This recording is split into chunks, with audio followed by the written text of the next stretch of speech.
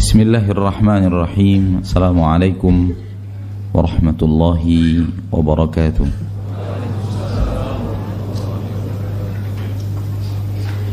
Innal hamdalillah nahmaduhu wa nasta'inuhu wa nastaghfiruh wa na'udzu billahi min shururi anfusina wa min sayyiati a'malina. Man yahdihillahu fala mudilla lahu wa man yudlil fala hadiya lahu. Ashhadu an la ilaha illallah wahdahu la syarika lah wa ashhadu anna Muhammadan abduhu wa rasuluh sallallahu alaihi wa ala alihi wa ashabihi wa man tabi'ahum bi ihsanin ila yaumiddin wa sallama tasliman katsira, amma ba'd. Bersyukur kita kepada Allah tabaraka wa ta'ala, Rabbul Izzati wal Jalalah, yang telah mempertemukan kita di majlis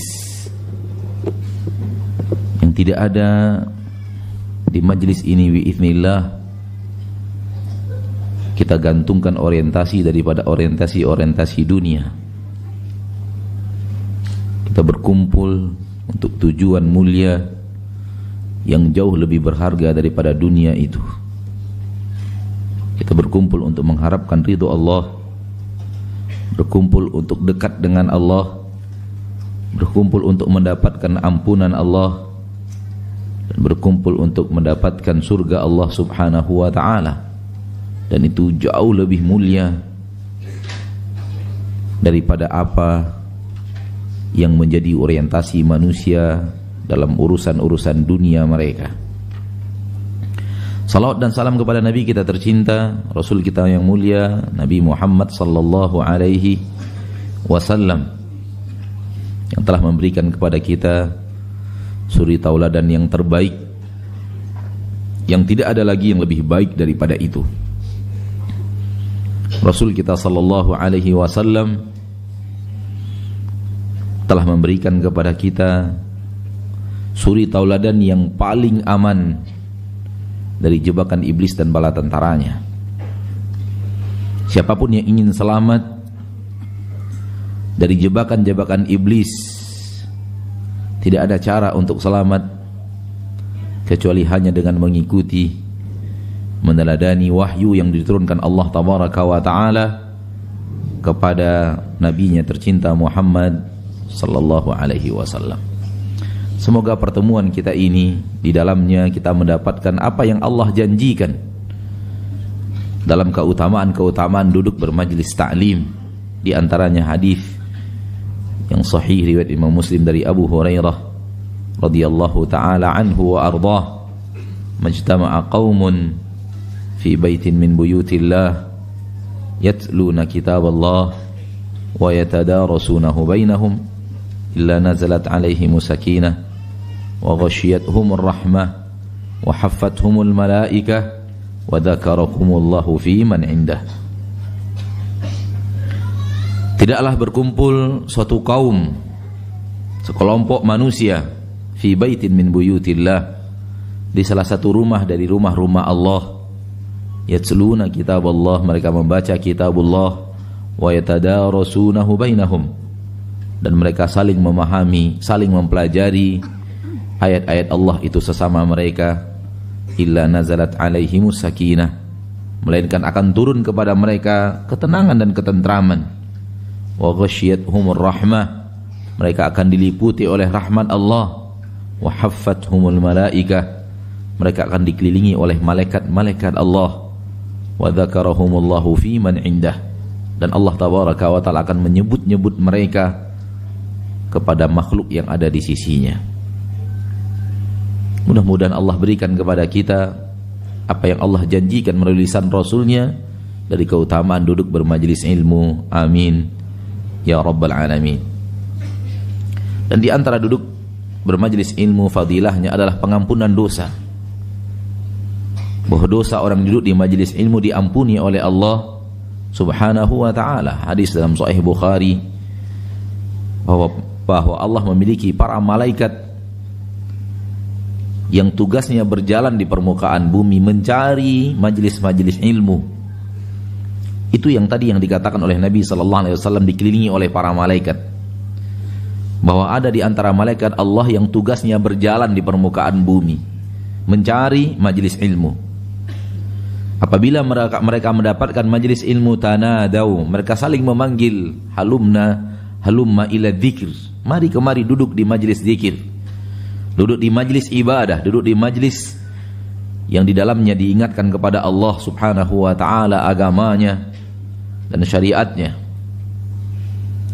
Sehingga mereka saling tumpang tindih duduk mendengarkan majelis ilmu, hadir di majelis ilmu sampai ke langit dunia. Itu yang dikatakan Nabi kita tercinta Muhammad sallallahu alaihi wasallam, dan kita katakan bahwa kita mengimani seluruh yang dikatakan Nabi di dalam hadis yang sahih tanpa sedikit pun keraguan. Setelah majelis ilmu bubar, sebahagian mereka menghadap Allah tabaraka wa taala, dan Allah bertanya kepada mereka, apa yang diinginkan oleh hamba-hambaku itu yang duduk di majelis-majelis ilmu? Para malaikat mengatakan mereka mengharapkan surgamu ya Allah. Allah bertanya, hal ra'auha, apakah mereka pernah melihat surga itu? Malaikat menjawab, ma ra'auha, mereka tidak pernah melihat surga engkau ya Rabb. Allah bertanya, fa kaifa idza ra'auha, lalu bagaimanakah kalau mereka pernah melihat surga itu? Malaikat menjawab, mereka akan lebih giat lagi, mereka akan lebih tamak lagi beribadah kalau mereka pernah melihat surga. Kemudian Allah bertanya, apa yang mereka takutkan? Malaikat mengatakan mereka takut nerakamu ya Rabb. Allah bertanya, hal ra'auha, apakah mereka pernah melihat neraka itu? Qalu ma ra'auha, malaikat mengatakan mereka tidak pernah melihat neraka engkau ya Rabb. Allah bertanya, fa kaifa idza ra'auha, bagaimana kalau mereka pernah melihat neraka itu? Malaikat menjawab, mereka akan lebih keras lagi, lebih kencang lagi larinya menghindar dari neraka. Lebih akan bersangatan mereka untuk menghindar dari neraka itu. Kata Allah kemudian kepada malaikatnya, dan ini yang kita harapkan, maka saksikanlah wahai para malaikat, anni qad ghafartu lahum, bahwa aku ampuni dosa-dosa mereka. Ini adalah keutamaan yang mulia, yang luar biasa di dalam duduk di majelis ilmu. Kemudian malaikat mengatakan, inna fihim rajulan ja'a li hajah, ada orang yang datang di majelis itu tidak untuk majelis ilmu, tapi ada hajat. Akhirnya membuat dia duduk di majelis ilmu karena suatu hajat, tidak tujuannya ilmu itu. Allah mengatakan, haula'i qaumun la yashqa bihim jalis, mereka adalah kaum, orang yang duduk di sampingnya tidak akan sengsara dan tidak akan binasa. Ma'asyiral muslimin, ma'asyiral muslimat, semoga keutamaan-keutamaan ini selalu Allah berikan kepada kita di dalam majelis-majelis ilmu yang kita adakan. Itu harapan kita, amin ya rabbal alamin. Ikhwani wa akhwati fid din, semua kita yakin dan percaya biiznillahi azza wajal, semua kita mengimani bahwa suri tauladan terbaik adalah Nabi kita Muhammad sallallahu alaihi wasallam. Petunjuk yang terbaik adalah petunjuk Nabi Muhammad sallallahu alaihi wasallam, dan itu diulang-ulang oleh Nabi dalam khutbahnya. Nabi sallallahu alaihi wasallam mengatakan, khairul huda huda Muhammadin sallallahu alaihi wasallam, sebaik-baik petunjuk Muhammad. Inna asdaqal hadits kitabullah wa khairal hadi hadi Muhammad sallallahu alaihi wasallam. Perkataan yang paling benar, yang paling jujur, yang paling luar biasa adalah kitabullah azza wajalla. Petunjuk yang paling baik adalah petunjuk Muhammad sallallahu alaihi wasallam. Naam, di dalamnya Allah tabaraka wa taala telah menerangkan kepada kita seluruh yang kita butuhkan. Tidak ada apapun yang kita butuhkan dalam kebaikan dunia dan akhirat Bukan hanya di akhirat saja. Kebaikan di dunia dan di akhirat, melainkan apa yang kita butuhkan sudah diterangkan oleh Allah Tabaraka wa Ta'ala di dalam kitabullah, dan sudah diajarkan oleh Nabi kita sallallahu alaihi wasallam di dalam sunnahnya. Sebaliknya, ada iblis yang ingin menyeret kita keluar daripada tuntunan itu, yang ingin menyeret kita keluar dari petunjuk tersebut, dan dia telah mendeklarasikan umurnya dan usianya untuk itu. Dia ingin menjauhkan manusia dari jalan yang lurus, dari jalan Allah, dari jalan Rasulullah sallallahu alaihi wasallam. Ini bagaikan dua kutub. Kutub yang pertama, Nabi Muhammad sallallahu alaihi wasallam yang mengajak manusia kepada ridho Allah dan surganya. Dan kutub yang kedua adalah iblis dan bala tentaranya yang mengajak kepada keluar daripada jalan Allah dan keluar daripada tuntunan Rasulullah sallallahu alaihi wasallam. La aqudanna lahum siratakal mustaqim. Aku akan jauhkan mereka dari jalanmu yang lurus. Ikhwani wa akhwati fid din, untuk selamat dari godaan iblis laknatullahi alaih, caranya kembalikan kepada wahyu. Tak ada jalan lain. Tak ada jalan keselamatan dari godaan iblis, jebakan iblis yang sangat dahsyat dan sangat banyak, kecuali berpegang teguh kepada kitabullah, berpegang teguh kepada sunnah Rasulullah, berpegang teguh kepada wahyu yang telah diturunkan Allah subhanahu wa ta'ala. Tanpa itu, semua manusia akan hanyut dalam godaan iblis. Kita tidak akan mampu berhadapan dengan iblis dengan logika kita, karena iblis melalui logika yang sudah pengalaman luar biasa. Kita tidak akan mampu berhadapan dengan iblis dengan pengalaman hidup kita. Berapa pengalaman hidup kita? Iblis sudah hidup sebelum Nabi Adam menginjakkan kaki ke permukaan bumi. Bahkan iblis sudah hidup sebelum Nabi Adam diciptakan. Sampai sekarang dia masih hidup. Berapa pengalaman hidupnya? Dan hidupnya untuk menggoda kita, hidupnya untuk menjauhkan kita daripada agama Allah subhanahu wa ta'ala. Dan tentu iblis mengupdate terus cara menyesatkan kita. Terus dibuat cara-cara baru, terus dibuat teori-teori baru untuk menyesatkan manusia dari jalan yang lurus. Cara selamat dari godaan iblis, kembalikan kepada tuntunan yang ada. Ikhwani wa akhwati fid din rahimani wa rahimakumullah. Pada kesempatan yang berbahagia ini, sebagaimana yang antum ketahui bersama yang telah disampaikan oleh panitia, kajian kita adalah tentang bagaimana Allah dan Rasulnya mengajarkan kepada kita untuk melihat dunia.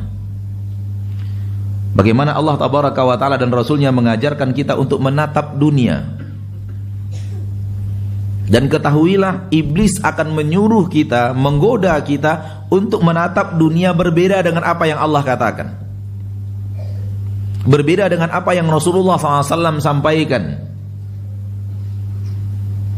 Karena apapun yang keluar dari apa yang Allah sampaikan, apa yang Rasulullah katakan, pasti ada mudarat, pasti ada mafsadah. Sedikit atau banyaknya pasti ada. Jangankan salahnya terlalu parah, penyelisihannya terlalu jauh, keluar saja dari kebiasaan Rasul sallallahu alaihi wasallam, walau tidak haram, ada mudarat untuk manusia. Ada mudarat untuk manusia. Contoh, apabila kita berbicara pemotongan hewan kurban,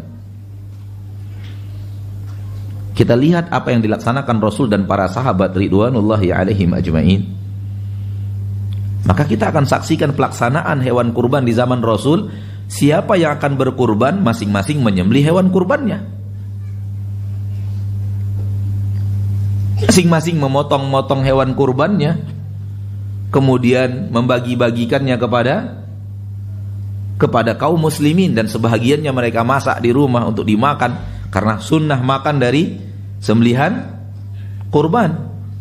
Begini pelaksanaannya di zaman Rasul kita Muhammad sallallahu alaihi wasallam. Sekarang kaum muslimin sudah banyak melakukannya tidak seperti itu. Kaum muslimin keluar dari tata cara itu. Dan tidak ada ulama yang mengatakan haram.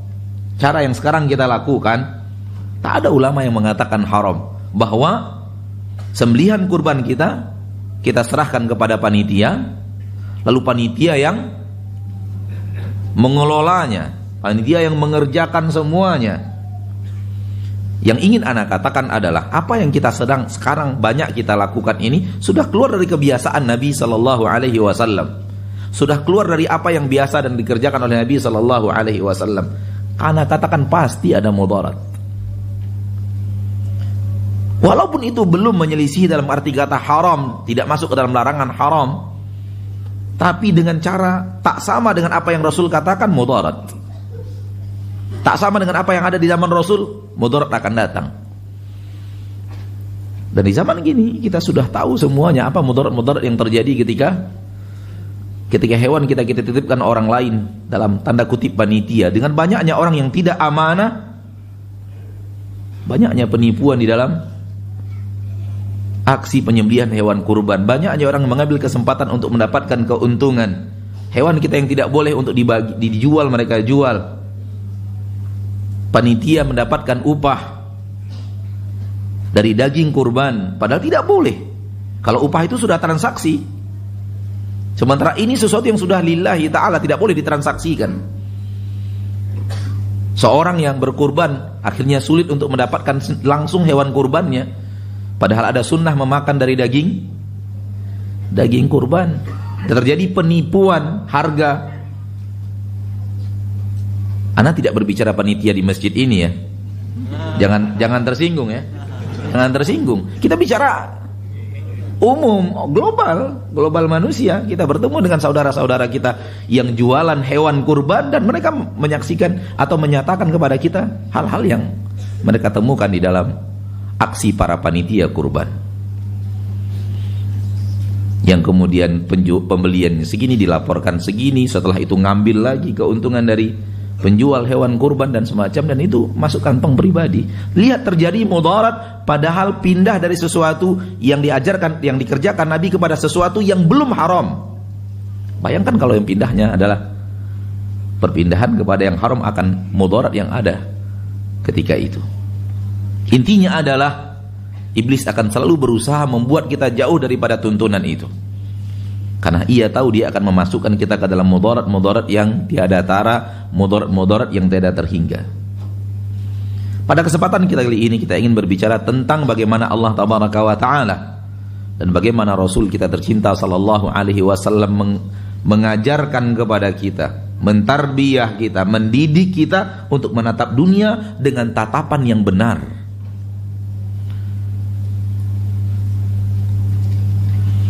Karena kalau kita tidak dididik oleh Allah, kita tidak kembalikan kepada apa yang Allah sampaikan, tidak kita kembalikan kepada apa yang diwahyukan Allah, sangat tidak tertutup kemungkinan kita salah dalam menatap dunia. Lihat firman Allah di dalam Al-Quran di akhir surat Luqman. Afwan, ayat kedua terakhir dari surat Luqman.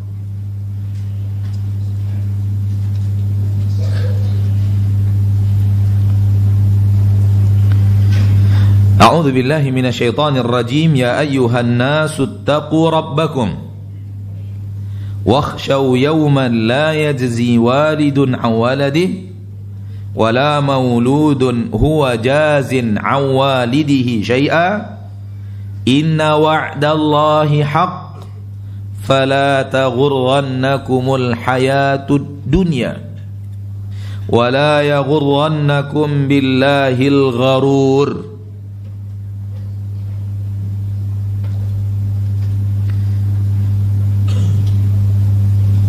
Dalam bahagian terakhir daripada ayat Allah katakan fala taghurrannakumul hayatud dunya. Jangan sampai kehidupan dunia menipu kalian. Allah sudah memberikan wanti-wanti, hai manusia, kalian hidup di dunia Jangan sampai dunia menipu kalian. Berarti dunia punya tipuan-tipuan.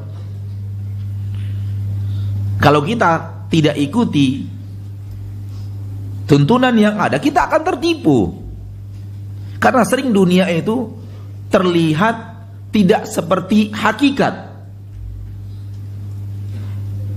Sehingga dunia sendiri penuh tipuan. Kemudian Allah katakan wala yaghurrannakum billahil gharur, dan jangan sampai menipu kalian tentang Allah dan apapun yang datang dari Allah. Jangan sampai menipu kalian si tukang tipu yang sangat mahir. Gharur adalah orang yang sangat mahir menipu, dan kerjaannya nipu terus. Dan maksud daripada di sini tukang tipu adalah iblis. Allah ingatkan kita kepada dua tipuan di dalam ayat ini. Pertama tipuan dunia, kedua tipuan iblis. Dan tipuan iblis lebih berbahaya. Namun manakala tipuan iblis bersatu dengan tipuan dunia, dia semakin parah, semakin berat.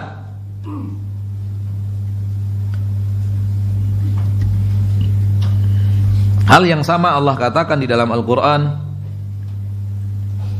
surat Fatir, sangat mirip dengan ini. Tidak perlu kita bacakan, silakan kembali kepada surat Fatir ayat yang kelima.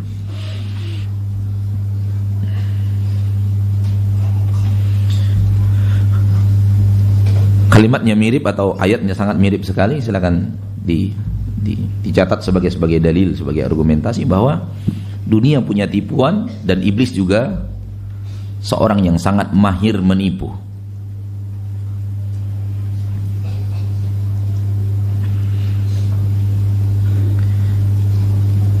Selalu ana ingatkan saudara-saudari ana kaum muslimin dan muslimat, dan ana ingatkan diri ana pribadi,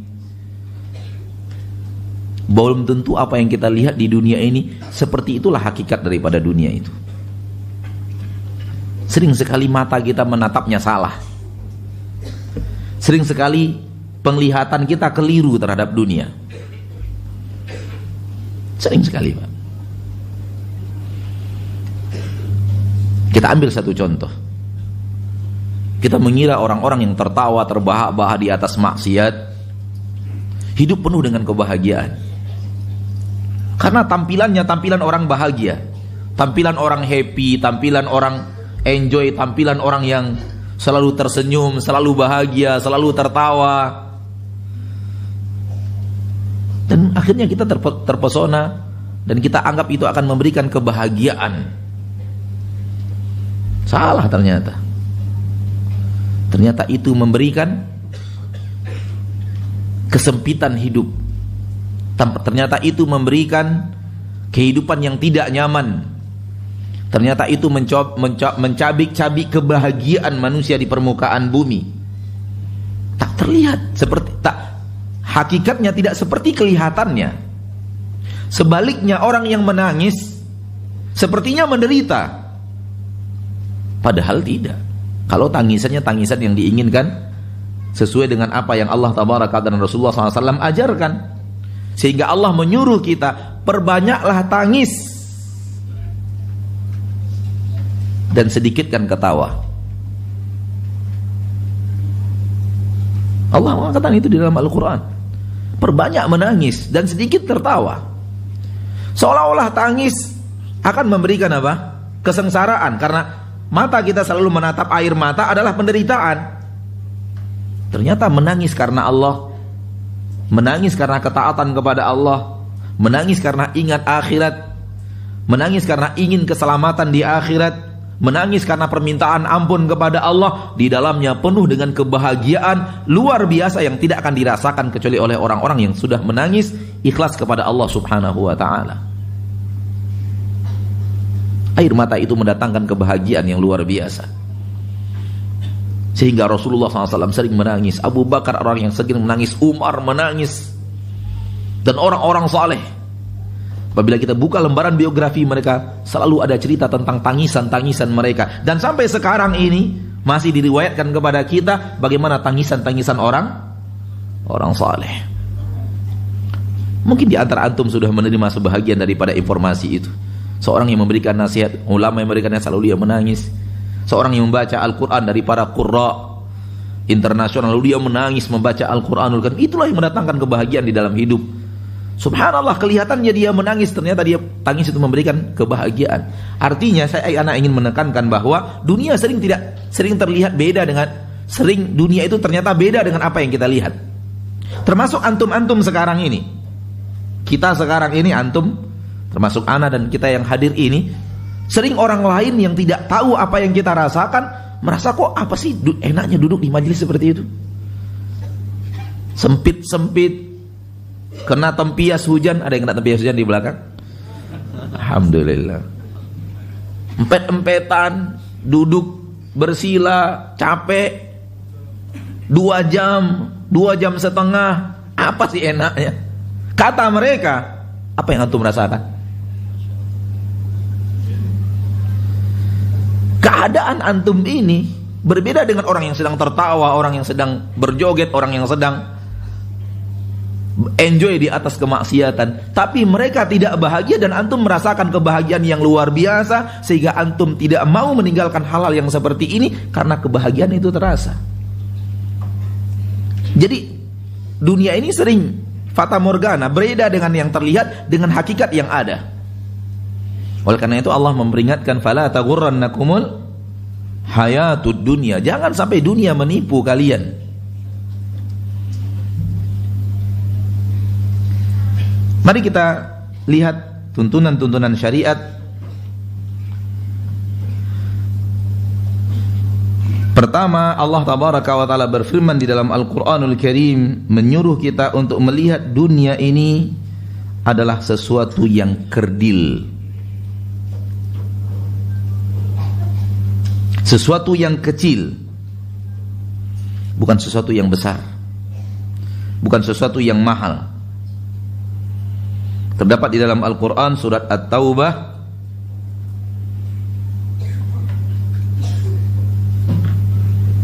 ayat 38 dan surat An-Nisa ayat 77.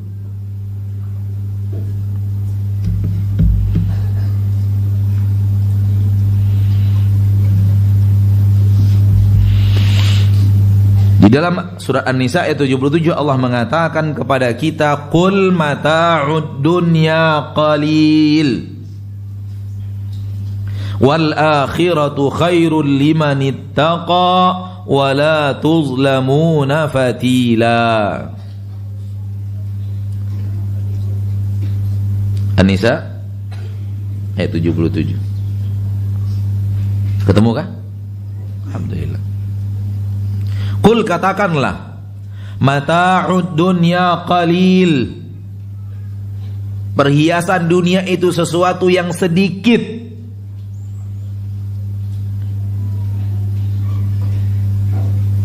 Allah menyuruh kita dalam ayat ini untuk menatap dunia dengan tatapan yang benar. Ketika Allah mengatakan mata'ud dunya qalil, kenikmatan-kenikmatan yang ada di dunia itu adalah kehidupan, kenikmatan memang dia adalah kenikmatan, dia perhiasan dunia yang memberikan kenikmatan, namun kenikmatan yang sedikit, secuil. Wal akhiratu khairul liman ittaqa, namun akhirat dialah yang lebih baik untuk orang-orang yang bertakwa. Wala tuzlamuna fatila, kalian tidak akan dizolimi walau setipis kulit ari.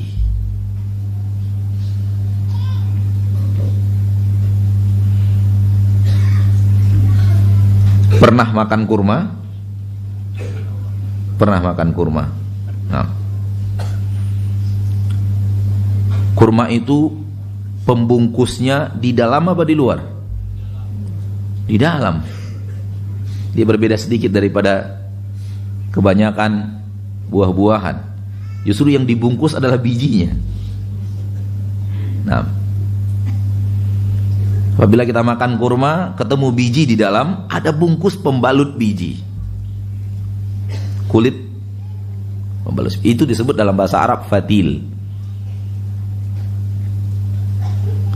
Maka senada dengannya apabila kita memakan salak misalnya, itu ada kulit tipis pembalut buah itu, bukan yang di atas, yang di bawahnya, yang di dalam, yang tipis itu disebut fatil. Wala tuzlamuna fatila. Kalian tidak akan dizolimi walau setipis itu. Kalian tidak akan dizolimi. Yakinlah bahwa Allah tidak akan pernah menzolimi apapun dan siapapun. Bukan itu bahasan kita. Bahasan kita adalah bahagian daripada firman Allah, Qul mata'ud dunya qalil. Di dalam surat At-Taubah, hal yang sama Allah katakan di bagian akhir daripada ayat, fama mata'ul hayatid dunya fil akhirati illa qalil. Tidaklah kehidupan dunia, tidaklah kenikmatan-kenikmatan dunia dibandingkan akhirat kecuali qalil, sesuatu yang sedikit. Ini Allah mengajarkan kita, hai manusia, tataplah dunia itu kerdil dan kecil. Ini Allah Taala menyuruh kita memperhatikan dunia dan menatap dunia dengan tatapan yang benar. Karena ini petunjuk, ini hidayah. Ini hidayah dari Allah, ini petunjuk dari Allah bagaimana kita menatap dunia. Ternyata Allah menyuruh kita menatap dunia kecil dan kerdil. Bukan hanya Allah, Rasul pun melakukan hal yang sama. Rasul SAW pun mengatakan kepada kita bahwa untuk menatap dunia kerdil dan kecil. Riwayat Imam Tirmidzi dari Sahal bin Sa'ad radhiyallahu taala anhu, dan hadisnya sahih dan disahihkan oleh Imam Al-Albani dalam silsilah sahihah. Cukup satu hadis ini kita bawakan. Nabi SAW mengatakan lau kanatid dunya ta'dilu indallahi janaha ba'udah ma saqal kafira minha syurbata ma.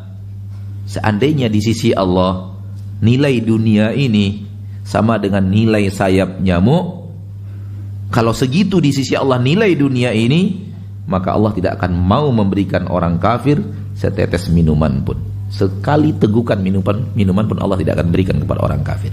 Sekiranya di sisi Allah dunia ini senilai, setara dengan sayap nyamuk, berarti dunia ini di sisi Allah jauh lebih hina daripada sayap nyamuk. Sehingga Allah berikan bukan hanya minuman kepada orang-orang kafir, minuman, kenikmatan-kenikmatan dunia, harta dan semacamnya Allah berikan kepada mereka, karena itu hal yang hina di sisi Allah, hal yang sepele di sisi Allah Subhanahu wa ta'ala. Ikhwani wa akhwati fiddin rahimani wa rahimakumullah. Sekarang kita kembalikan kepada aplikasi kita dalam kehidupan nyata kita, dalam kehidupan kesehari-harian kita. Apakah kita mengkerdilkan dunia dalam tatapan kita atau sebaliknya? Dan hanya kita yang bisa menjawab, karena kita yang tahu diri kita. Apakah menurut kita dunia ini kerdil, hati kita mengkerdilkannya, atau menurut kita dunia ini besar, dunia ini mahal, dunia ini suatu yang harus dikejar, harus diperhatikan, harus benar-benar dijadikan tumpuan perhatian yang luar biasa. Bagaimana kita menatap dunia? Seandainya kita menatap dunia sesuai dengan apa yang Allah katakan, kita di atas petunjuk. Dan seandainya tidak seperti yang Allah katakan, berarti kita sudah lari daripada tatapan yang benar terhadap dunia. Kita sudah salah dalam menatap dunia. Dan hanya kita yang bisa menjawab bagaimana pandangan kita terhadap kenikmatan dunia ini. Allah menyuruh kita untuk mengatakan kecil, nggak ada apa-apanya. Udah, jangan terlalu pedulikan. Maksud jangan terlalu pedulikan bukan meninggalkan, tapi hati tidak terlalu membesarkannya. Hati tidak membangga-banggakan dunia, hati tidak menjadikannya sesuatu hal yang sangat berharga yang harus segala-galanya dihabiskan, segala-galanya dikorbankan untuk itu. Tidak. Kita berusaha, kita bekerja, kita membuka usaha karena itu kewajiban yang Allah wajibkan kepada kita, dan itu adalah hal yang harus kita jalankan. Sekaligus itu adalah fitrah kita. Kita akan berjalan di atas itu. Namun beberapa yang Allah berikan, alhamdulillah, kita tidak jadikan itu adalah tumpuan segala sesuatu dan segala yang harus kita habiskan usia kita, umur kita, usaha kita untuk dunia, enggak. Karena dia sesuatu yang kerdil dan kecil. Seberapa banyak pun yang kita dapat tetap kerdil dan kecil. Sehingga Allah tabaraka wa ta'ala ketika berbicara tentang nikmat Qarun pun, Allah bicara tentang orang-orang yang beriman dan berilmu di zaman Nabi Musa alaihi salam, mengatakan enggak apa-apa, enggak ada apa-apanya kenikmatan Qarun itu. Itu Qarun punya loh, Pak. Karena mereka sesuai dengan apa yang Allah tabaraka wa ta'ala didik kepada mereka untuk menatap dunia. Maka jangan pernah besarkan dunia di hati kita. Selalu tatap dunia itu kerdil, selalu tatap dunia itu kecil, selalu tatap dunia itu sesuatu yang biasa-biasa saja, sesuatu yang ya remehkan. Allah menyuruh kita meremehkan dunia. Yang tidak diremehkan itu akhirat. Apabila kita sudah salah, kemudian kita membesarkan dunia, ketahuilah sebaliknya akan terjadi. Ketika kita membesarkan dunia, akibatnya akhirat yang akan kita remehkan. Dan itu berbahaya. Dan betapa banyaknya orang yang terlalu mengeluh-elukan dunia. Dan betapa banyaknya orang yang selalu sekarang menilai segala sesuatu dengan dunia. Ketika orang itu punya harta ini, kemudian diagungkan, dielukan, dan segala usaha tidak perlu halal haram untuk dunia. Ini akibat berbahaya dari menatap dunia. Dia merasa dunia itu suatu hal yang sangat penting dan teramat penting, sehingga kesalahannya menatap dunia membuat dia kemudian salah dalam bertindak. Lihat betapa banyaknya orang mengorbankan agamanya untuk dunia. Lihat betapa banyaknya orang yang tidak mau kembali kepada agama karena dunia. Lihat betapa orang yang malas meninggalkan apa yang dia lakukan padahal dia itu tahu salah karena dunia juga.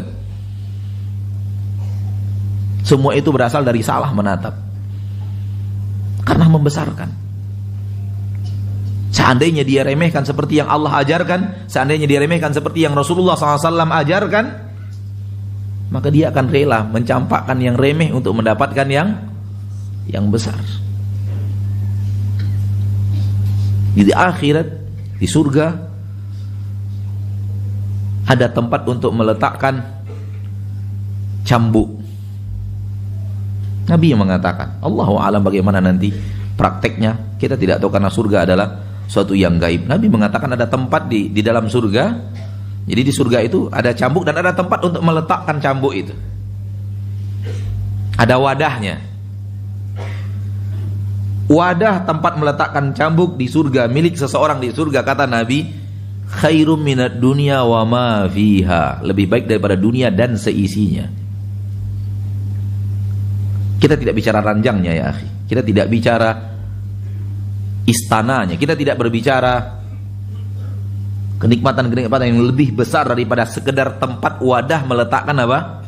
Cambuk. La maudhi'u sauti ahadikum fil jannah khairum minad dunya wa ma fiha. Tempat kalian nanti meletakkan cambuk di surga itu lebih baik daripada dunia dan seisinya.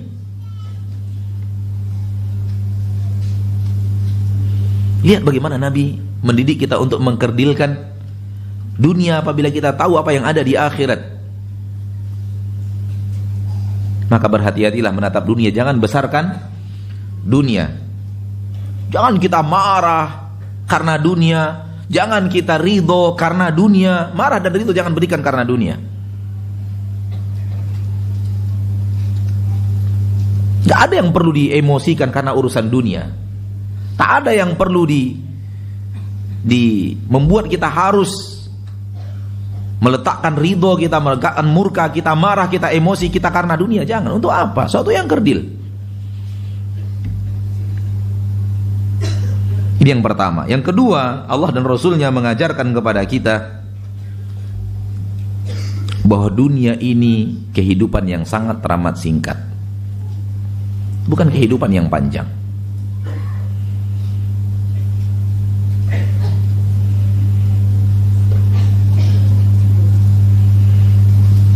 Di dalam beberapa ayat di dalam Al-Quranul Karim, di antaranya surat Al-Ma'arij, di dalam surah Al-Ma'arij Allah tabaraka wa ta'ala Rabbul Izzati wal Jalalah mengajarkan kita untuk menatap dunia ini adalah sesuatu yang yang sebentar. Al-Ma'arij ayat yang ke-6 dan ke-7.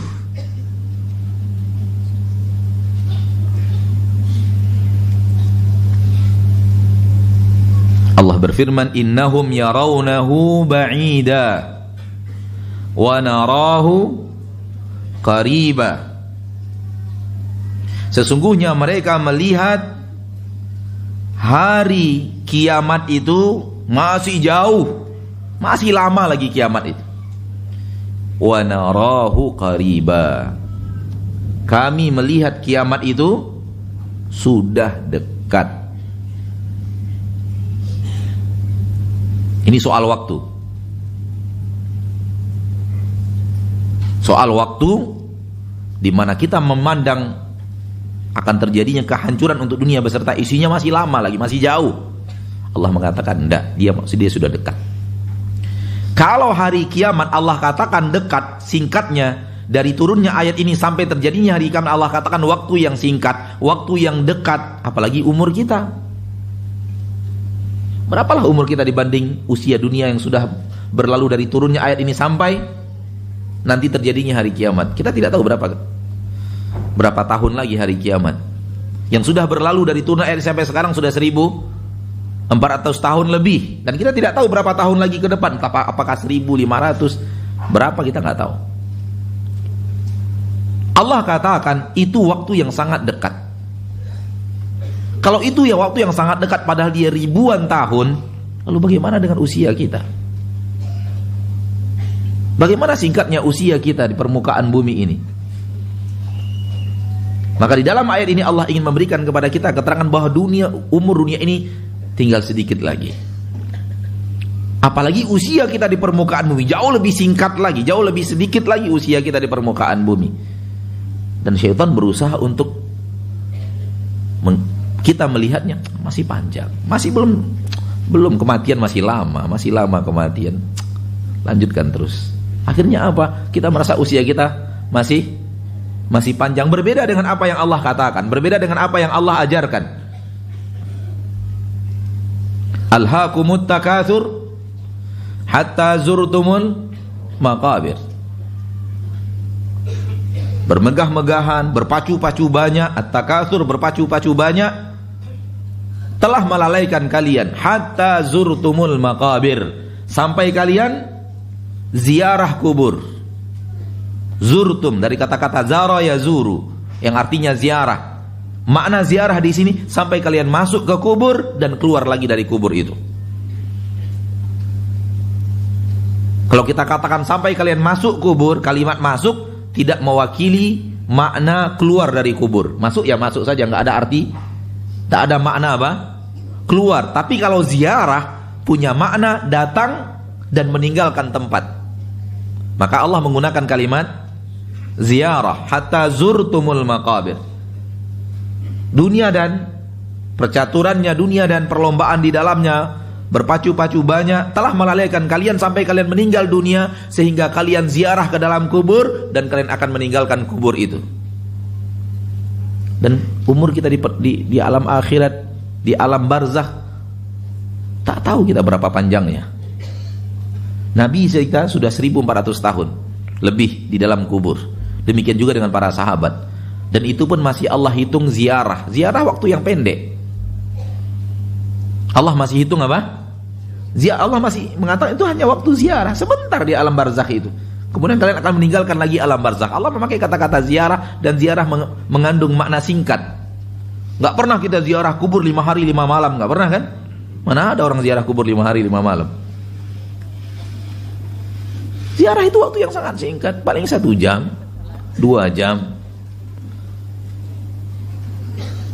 Akhi fiddin rahimani wa rahimakumullah, bahwa sesungguhnya ketika Allah mengatakan umur kita di alam barzakh bagaikan ziarah, menunjukkan bahwa umur kita di alam barzakh pendek dan singkat. Lalu bagaimana dengan umur kita di permukaan bumi? Lebih singkat lagi, lebih pendek lagi daripada usia kita di alam barzakh. Seandainya kejadian hari akhirat masih 1000 tahun lagi, berarti 1000 tahun kita di alam barzakh, dan itu pun hanya dihitung ziarah oleh Allah Subhanahu wa taala. Lalu berapa usia kita di permukaan bumi? Syaitan tidak mau kita menatap dunia ini singkat. Dia ingin mengajarkan kita masih panjang kehidupan ke depan. Apalagi para pemuda, para pemudi masih panjang kali. Kalian masih panjang lagi. Oh, siapa yang bilang panjang? Sehingga akhirnya ketika syaitan berhasil menanamkan kepada kita panjang lagi, salah tatap kita dunia, akhirnya kita berjuang untuk sesuatu yang sangat panjang lagi, masih banyak harapan-harapan di depan, padahal belum tentu. Dan ini menjebak. Nabi SAW ketika mengajarkan kita salat, kata Nabi, salatlah kamu bagaikan orang yang setelah salat tinggalkan dunia. Dan hadisnya sahih. Shalli salata muwaddi', salatlah kamu bagaikan salat orang yang akan meninggalkan dunia setelah salat. Berarti Rasul mendidik kita untuk melihat umur kita singkat. Setelah salat ini kita meninggal, Rasul tidak ajarkan kita menatap panjang-panjang. Dan ketika manusia merasa terlalu panjang lagi umurnya, sering sekali taubat diundur. Sering sekali kembali ke rumah Allah diundur. Sering sekali mempelajari agama Allah diundur. Sering sekali meninggalkan maksiat diundur. Nantilah setelah pensiun, siapa yang jamin antum ketemu pensiun? Nggak ada jaminan antum akan ketemu dengan pensiun. Terjadi mudarat, mengundur-ngundur, dan kita tidak tahu kematian datang. Karena waktu azan sudah masuk, kita dengarkan kumandang azan. Mohon perhatian kepada para jemaah untuk maju merapat ke depan karena yang di luar masih penuh, dan kalau masih ada kesempatan untuk merapat ke depan lagi. Kalau masih ada ruang maksudnya. Tambah rapat, tambah nikmat, percayalah.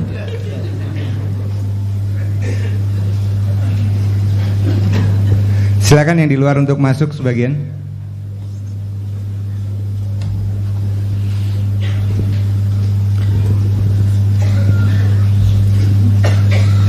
Kita dulu pernah merasakan sholat jarang-jarang. Antara kaki kita dengan kaki saudara kita kiri kanan kita pisah. Dan sekarang kita sudah merasakan sholat rapat-rapat. Bahu kita bertemu bahu dia, kaki kita bertemu kaki dia. Yang dulu kita anggap ini meresahkan ketika sholat. Sekarang ketika dua-duanya sudah kita jalani, yang lezat yang mana? Yang rapat ternyata yang lezat. Coba lihat tuh. Coba lihat asik. Nggak sesuai dengan yang terlihat. Yang terlihat kan enak sendiri-sendiri kan. Pisah ini. Bahu kita antara bahu dia pisah segini. Kaki kita dengan kaki saudara kita pisahnya segini. Nggak bertemu. Kita sudah pernah hidup di dunia itu, di ibadah yang seperti itu maksud ana. Iya. Iya kan? Ngaku aja. Dan kita sekarang alhamdulillah sudah sholatnya rapat, pertemukan kaki dengan kaki, bahu dengan bahu kita bertemu. Alhamdulillah kita merasakan kenikmatan yang kita rasakan sekarang yang tidak dirasakan oleh orang dulu, oleh kita yang dulu ketika kita rapat-rapat. Demikian juga dengan duduk di majelis taklim. Rapat-rapat duduk di majelis taklim, di pinggiran masjid semuanya sanderan, selonjoran, ustadznya ngomong di depan. Jauh-jauh, lapang-lapang Masya Allah sampai selonjor gitu lapangnya. Sekarang kita duduknya rapat-rapat begini subhanallah. Kadang-kadang sulit untuk gerak. Mana yang lezat? Majelis taklim yang sanderan atau majelis taklim yang rapat-rapat seperti ini? Subhanallah. Dunia selalu di luar, beda dengan apa yang terlihat secara zahirnya. Nah, belajarlah itu terus. Belajarlah terus yang seperti itu karena antum akan menyaksikan hal yang sangat banyak dalam kehidupan kita. Bahwa tak seperti yang terlihat. Berikutnya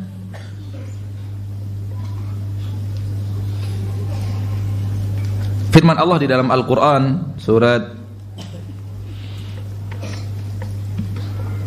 At-Taubah ayat 55.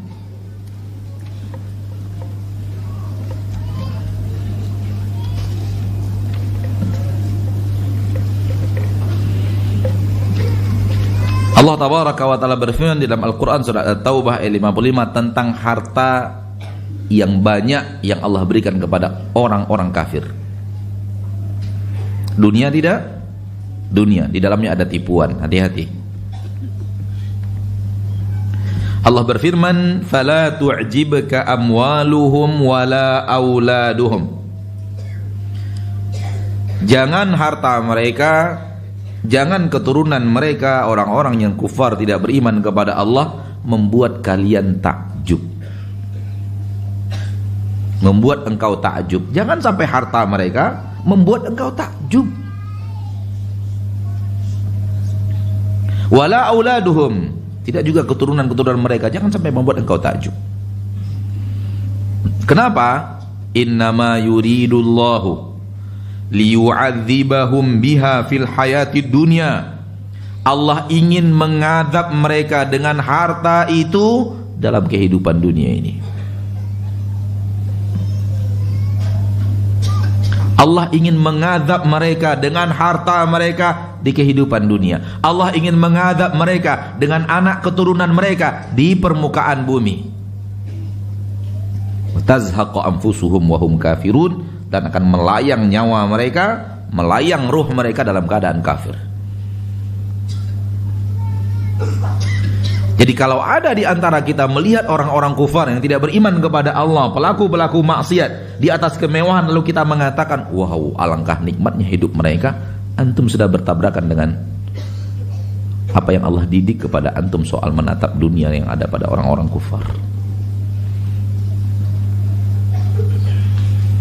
Salah. Bagaimana mungkin antum takjub kepada mereka padahal Allah mengatakan kepada antum Allah ingin mengadab mereka dengan harta itu. Allah akan membuat hidup mereka sengsara dengan harta itu. Kemudian kita melihat mereka berada dalam kenikmatan. Inna asdaqal hadits kalamullah, kembali kepada kita pada muqaddimah tadi. Perkataan yang paling benar perkataan Allah, yang tidak akan mungkin salah. Maka keberadaan harta yang melimpah pada orang kufar, azab dari Allah kepada mereka.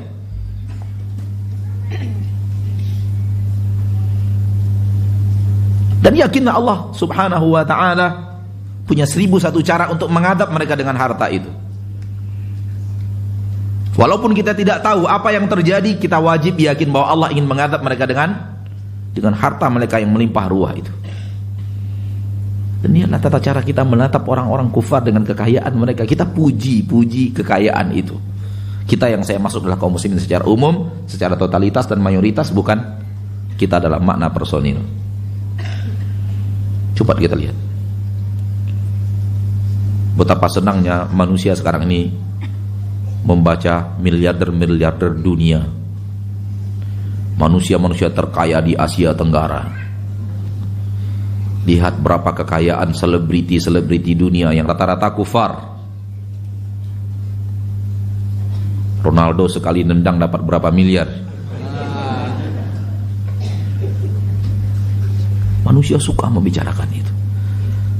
Tumbuh di hati mereka mengagungkan dunia atau membesarkan dunia dan menganggap dunia itu suatu hal yang akan mendatangkan nikmat yang luar biasa kepada mereka, padahal Allah mengatakan hal yang berbeda.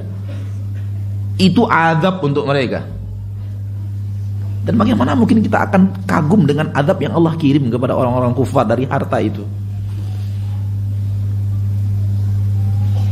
Hal yang sama sebagai penambah dalil saja, ayat surat Taubah ayat 85. Kalau tadi ayat 55, hal yang sama di ayat 85.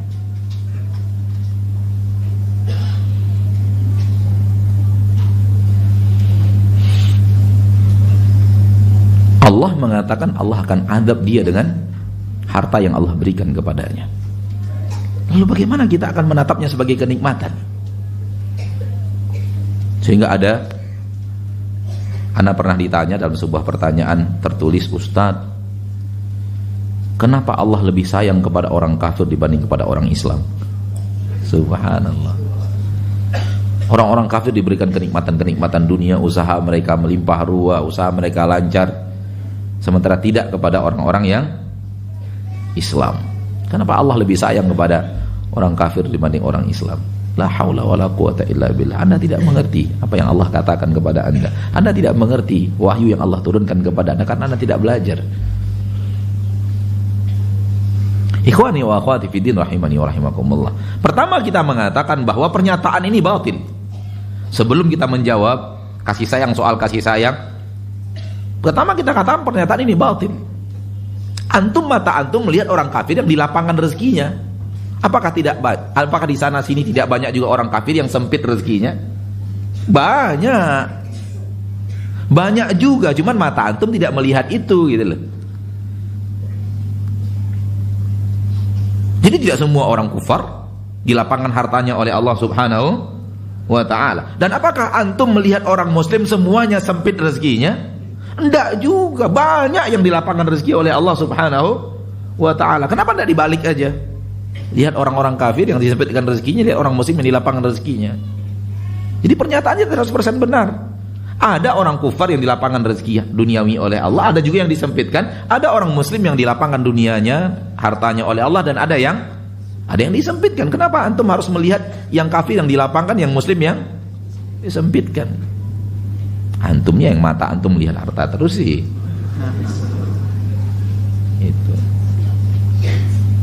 Itu pertama, salah cara melihatnya juga salah. Ada yang dimudahkan Allah, ada yang disempitkan, dan itu sama. Orang kafir, orang muslim sama. Ada yang dimudahkan dan ada yang disempitkan. Ya, sutur rizqa liman yasha wa yaqdir. Allah lapangkan dunia untuk sebahagian orang yang Allah inginkan, dan Allah sempitkan untuk orang-orang yang Allah inginkan.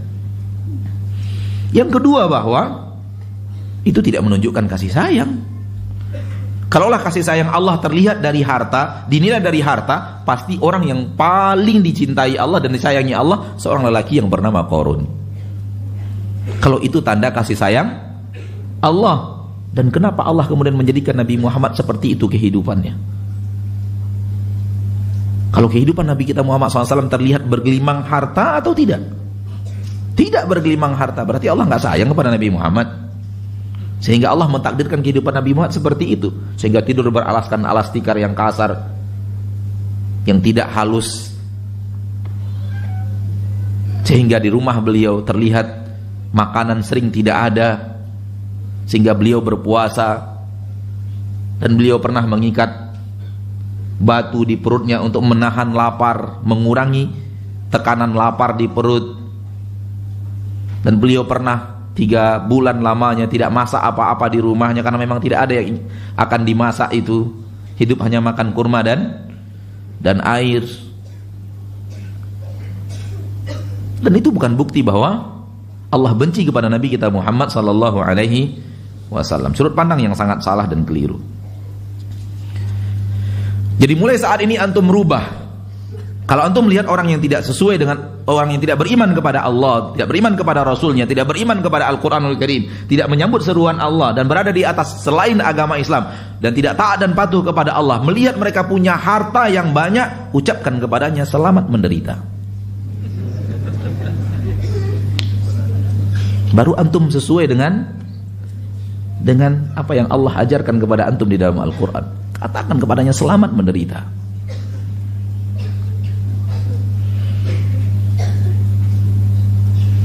Karena mustahil Allah salah. Mereka sedang menderita di dalam harta mereka yang sangat banyak itu.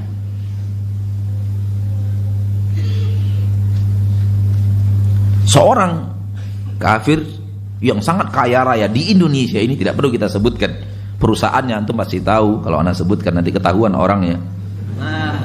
Dia berkata kepada supir pribadinya, kamu itu hidupnya lebih nikmat daripada saya. Supir pribadi, Pak. Hidupnya kamu itu lebih nikmat daripada hidupnya saya. Ini pengakuan yang tulus dari orang yang tidak beriman.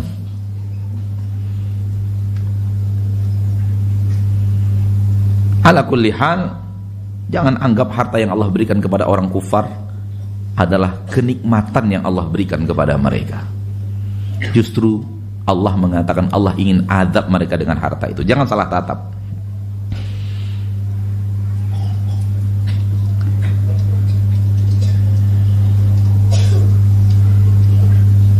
Berikutnya firman Allah di dalam Al-Quran, surat Taha ayat 124.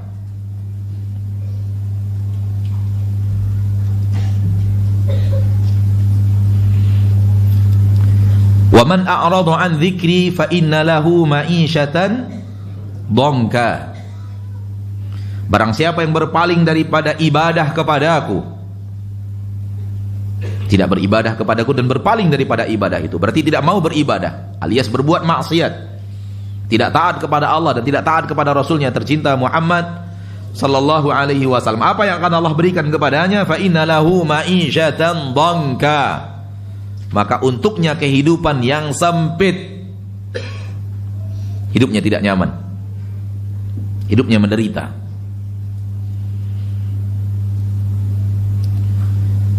Maka pelaku maksiat hidup dalam penderitaan, siapapun dia.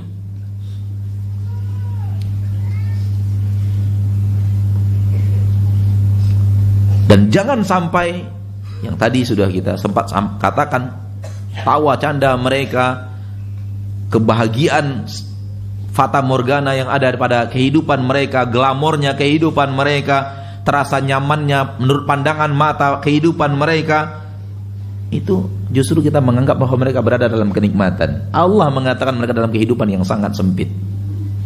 Mereka menderita dalam kehidupannya karena maksiat mengandung penderitaan, mengundang penderitaan di permukaan bumi, bukan mengundang kenikmatan. Sebaliknya, ayat yang tadi telah kita bacakan, surat At-Taubah ayat 82, falyadhaku qalila walyabku katsira, hendaklah mereka sedikit tertawa dan hendaklah mereka banyak menangis, karena di sanalah kebahagiaan itu berada. Hendaklah mereka banyak beribadah, dalam surat Ar-Ra'd ayat 28, banyak berzikir dan beribadah kepada Allah, karena di sanalah jiwa mereka menjadi tenang dan tentram. Maka apa yang kita rasakan, ketentraman yang kita rasakan, itu buah daripada ibadah yang kita lakukan kepada Allah Subhanahu wa ta'ala. Dan tidak sedikit orang-orang yang tertipu dan melihat tawa canda pelaku maksiat, lihat tertawanya pelaku maksiat, lihat leluconnya pelaku maksiat, dianggap mereka berada dalam kenikmatan hidup. Salah. Mereka salah tatap dan salah pandang. Justru orang yang rajin berpuasa, dialah orang yang akan mendapatkan kenikmatan hidup. Orang yang rajin berinfak dan bersedekah, dialah yang akan mendapatkan kenikmatan. Orang yang rajin duduk di majelis ta'lim adalah orang yang akan mendapatkan kenikmatan hidup. Orang yang rajin membaca Al-Quran, dialah orang yang akan mendapatkan kenikmatan hidup. Orang yang mempersedikit waktu tidurnya untuk beribadah kepada Allah Tabaraka wa Ta'ala, bangun di malam hari, dialah orang yang akan banyak mendapatkan kenikmatan.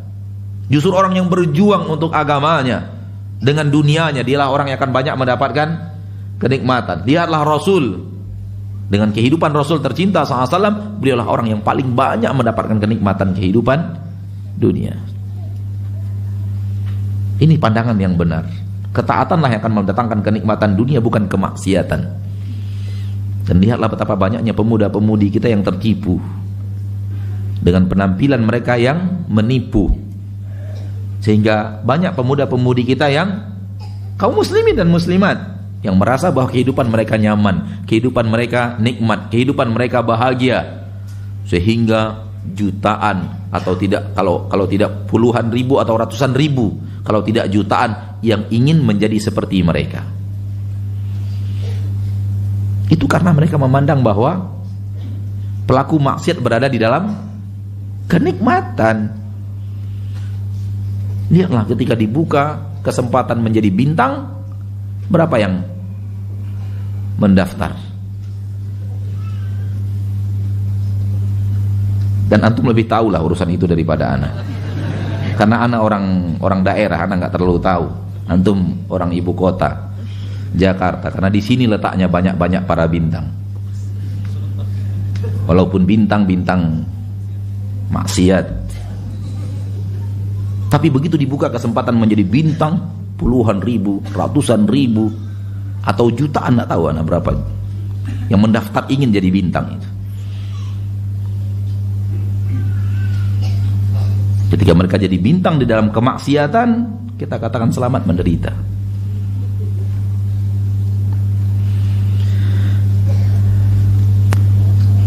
Berikutnya, salah dalam menatap dunia. Hadis Nabi kita tercinta sallallahu alaihi wasallam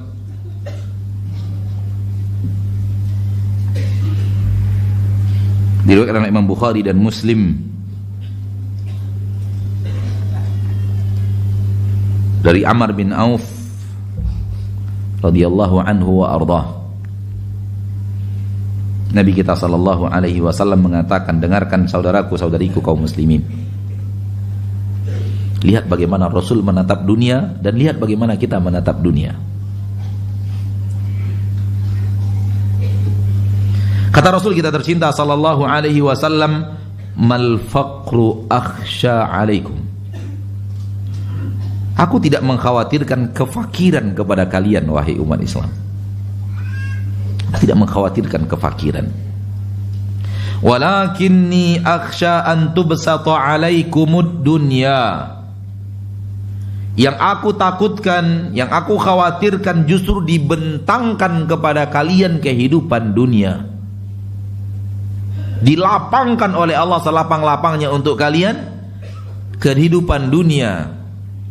Kama busitat ala man kana qablakum, sebagaimana dunia itu telah dilapangkan dan dibentangkan oleh Allah untuk orang-orang sebelum kalian. Fatanafasuha kama tanafasuha, lalu kalian berlomba-lomba dalam kenikmatan dunia itu, dalam kelapangan harta itu, sebagaimana mereka orang-orang sebelum kalian berlomba-lomba untuk itu. Fatuhlikakum kama ahlakathum, dengan itu dunia menghancurkan kalian sebagaimana dia menghancurkan mereka. Apa yang dikhawatirkan Nabi untuk umatnya? Apa yang dikhawatirkan Nabi untuk umatnya? Justru kekayaan yang diperebutkan, justru kenikmatan dunia yang dilapangkan, kemudian terjadi musabaqah, saling kejar dunia itu. Itu yang dikhawatirkan Nabi kepada umat.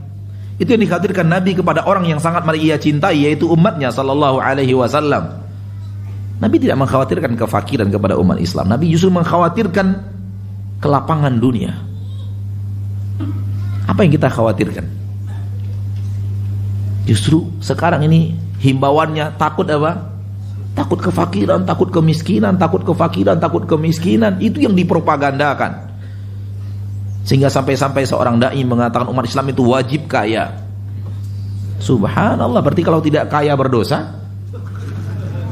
Karena kalimat wajib, lawan wajib adalah haram. Alangkah banyaknya orang-orang yang antum katakan berdosa, dari mulai zaman para sahabat sampai dunia kiamat. Kalau sampai mengatakan umat Islam wajib kaya, hanya dengan dalil umat Islam wajib membayar zakat. Apakah semua umat Islam wajib bayar zakat? Tidak. Orang Islam yang wajib bayar zakat hanya segelintir orang yang diwajibkan Allah zakat kepadanya ketika Allah berikan kepadanya kenikmatan dunia. Tidak semuanya. Berarti tidak semua umat Islam wajib bayar zakat. Namun dengan alasan itu kemudian dia katakan umat Islam wajib zakat karena wajib kaya, karena wajib bayar zakat. Dan zakat tidak mungkin kecuali oleh orang yang memiliki harta. Terus dikumandangkan harta itu harus, umat Islam tidak boleh miskin, umat Islam tidak boleh. Padahal Nabi mengatakan bukan itu yang Nabi takutkan kepada umat. Sampai keluar hadis palsu, kadal faqru an yakuna kufran. Kefakiran mendekatkan orang kepada kekufuran. Antum kira harta tidak mendekatkan orang kepada kekufuran? Orang-orang yang berjatuhan ke dalam dunia kekufuran karena harta lebih banyak daripada kefakiran. Kenapa kita tutup mata kita dari satu sisi dan kita buka mata kita dari sisi yang lainnya? Lihat orang-orang yang berbuat syirik karena hartanya. Lihat orang yang kedukun karena ingin mencari harta. Lihat orang yang melakukan pesugihan karena harta. Lihat orang yang melakukan hal-hal yang haram karena harta. Lihat orang yang tidak perlu dihukum halal dan haram karena harta. Lihat orang yang menjual harga dirinya karena harta. Betapa banyaknya korban-korban yang berjatuhan karena fitnah harta. Dan itu yang dikhawatirkan Nabi sallallahu alaihi wasallam kepada umat. Mal faqr akhsha alaikum. Tidak kefakiran yang kukhawatirkan kepada kalian. Dan hadis Nabi ini ketika Abu Ubaidah datang dari Bahrain dengan harta kepada Nabi sallallahu alaihi wasallam di malam hari, terdengar kabar di tengah para sahabat, mereka kemudian menghadap Nabi setelah sholat subuh. Nabi tersenyum dan mengatakan hadis ini, aku tidak mengkhawatirkan kefakiran kepada kalian. Yang aku khawatirkan justru justru kekayaan itu. Ini dia beberapa poin yang ingin kita sampaikan pada kesempatan yang berbahagia ini, bagaimana Allah tabaraka wa taala, bagaimana Rasul kita tercinta Muhammad sallallahu alaihi wasallam mengajarkan kita untuk menatap tatapan yang benar tentang dunia dan kehidupannya agar kita tidak salah. Kita tutup dengan hadis Nabi kita tercinta sallallahu alaihi wasallam riwayat Imam Abu Daud dari Abu Hurairah radhiyallahu anhu dan hadisnya sahih. Kata Nabi sallallahu alaihi wasallam, Allah punya 100 nikmat. Allah punya 100 rahmat. Yang satunya Allah turunkan ke permukaan bumi. Disitulah seluruh makhluk mendapatkan rahmat dan berbagi rahmat dan kasih sayang. Semuanya hewan, jin, manusia. Semuanya berbagi satu nikmat yang ada, satu rahmat yang ada itu. Sisanya Allah letakkan di dalam surga. Jadi seluruh kenikmatan yang ada di permukaan bumi, dari manusia pertama sampai manusia terakhir, jin pertama sampai jin terakhir, hewan pertama sampai hewan terakhir, itu hanya satu rahmat Allah subhanahu wa ta'ala yang kita perebutkan bersama, yang kita bagi bersama sesuai dengan kadaran bagian yang dibagikan oleh Allah dan ditakdirkan oleh Allah subhanahu wa ta'ala. Semua manusia, semua jin, semua hewan.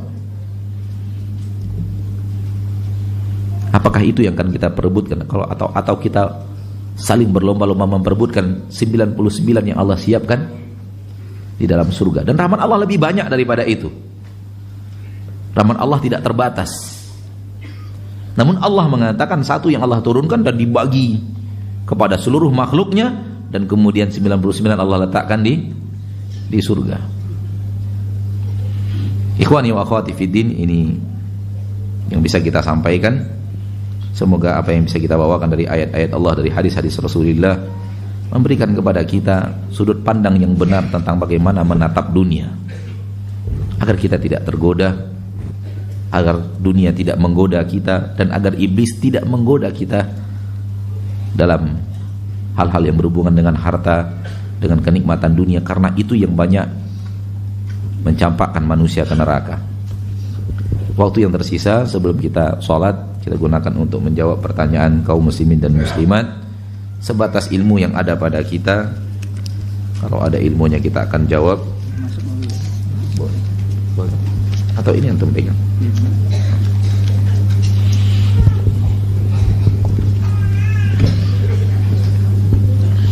Bismillah. Ada beberapa persoalan yang masuk melalui WA, Ustaz. Yang pertama, Assalamualaikum Ustaz. Apakah saya termasuk orang yang mengejar dunia apabila saya membuka warung untuk kebutuhan hidup? Ini pertanyaan dari Ummahat, Ustaz, ya. Karena saya single parent dan harus memenuhi kebutuhan rumah tangga, kebutuhan keluarga. Dan dengan itu saya akan kehilangan waktu untuk menuntut ilmu. Bagaimana solusinya, Ustaz? Wah, ini terlalu mendalam. Terlalu mendalam mengambil pelajaran ini. Ya, terlalu mendalam. Kita tadi mengatakan kerdilkan dunia di hati. Ketika mengkerdilkan dunia di hati, itu tidak wajib harus mengkerdilkan, mengkosongkan dunia dari tangan. Silakan di tangan banyak atau sedikit, tergantung yang Allah mudahkan. Namun hati jangan besarkan. Sebesar apapun nikmat yang Allah berikan kepada kita, jangan anggap dia nikmat yang besar. Nikmat yang besar itu di akhirat. Sebesar apapun kenikmatan yang kita lihat ada pada orang lain, jangan anggap itu nikmat yang besar. Itu kecil. Yang besar itu ya apa yang bisa kita dapatkan yang Allah berikan kepada kita nanti di akhirat. Namun mungkin ibu yang mendengar, saudari kita yang mendengar terlalu dalam, sehingga mengira buka warung itu artinya sudah mengejar dunia. Bukankah Utsman bin Affan saudagar kaya? Apakah dia orang yang mencintai dunia, salah tatap terhadap dunia? Abdurrahman bin Auf, miliaran hartanya ketika ia meninggal dunia dibagi-bagikan kepada ahli warisnya yang ada. Apakah itu pertanda bahwa beliau adalah orang yang mencintai dunia, yang mengejar dunia berlebihan? Enggak ya. Hati mereka telah terdidik dengan ayat-ayat Allah, telah terdidik dengan hadis-hadis Rasulullah sallallahu alaihi wasallam. Seorang tabi'in yang mulia Abdullah bin Mubarak, saudagar kaya. Sampai-sampai suatu hari beliau mengatakan kepada murid-muridnya, tahun ini saya akan pergi haji. Alangkah baiknya kalau seandainya kita haji bareng-bareng, sama-sama kita pergi haji. Maka yang berniat pergi haji besok kumpul di rumah. Ngumpul di rumah, diskusi bagaimana perjalanan. Abdullah bin Mubarak Al-Marwazi mengusulkan, alangkah baiknya kalau harta kita kumpulkan saja, nanti biar ana yang mengelola pengeluarannya. Jadi yang sudah siap harta untuk pergi haji, mari kita kumpulkan, biar keluar dari satu pintu untuk kita kelola dari satu pintu. Kira-kira begitulah dalam bahasa kita. Maka dibawakan harta mereka dan masing-masing diletakkan di dalam tempatnya yang diberi nama. Terus sudah mereka pergi haji. Seluruh kebutuhan dari satu pintu. Abdullah bin Mubarak Al-Marwazi. Selama perjalanan ke kota Mekah, makanan, seluruh kebutuhan biaya safar. Sesampainya di kota Mekah, segala kebutuhan di kota Mekah ketika berhaji. Kemudian ketika saatnya mau pulang dikumpulkan lagi. Mengingat Abdullah bin Mubarak Al-Marwazi mengingatkan, mungkin kalian ada istri kalian minta belikan sesuatu, sampaikan saja kepada saya biar kita keluarkan dananya yang masih bisa dikeluarkan. Jadi kalau suami pergi safar, pergi haji atau umroh, istri nggak ikut, itu kebiasaan dari zaman dulu, istri nitip gitu. Itu sudah fitrah, itu nggak ada masalah itu. Nitip. Abdullah bin Mubarak mengingatkan, mungkin istri kalian, keluarga kalian minta sesuatu, dikeluarkan. Mungkin malu dimintakan kepada Abdullah bin Mubarak, diingatkan, mungkin ada minta dibawakan sesuatu. Biaya perjalanan pulang, sudah sampai di kampungnya Marwas, sudah selesai bubar. Masing-masing merasa alhamdulillah sudah selesai melaksanakan ibadah haji. Tak lama setelah itu diundang lagi dan dikembalikan harta mereka utuh total sebagaimana yang mereka letakkan di tempat itu. Ternyata selama perjalanan biaya siapa? Biaya Abdullah bin Mubarak Al-Marwazi, dan itu tidak bisa dilakukan oleh orang fakir.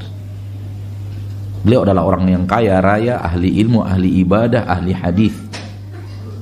Akan tetapi ibadahnya luar biasa.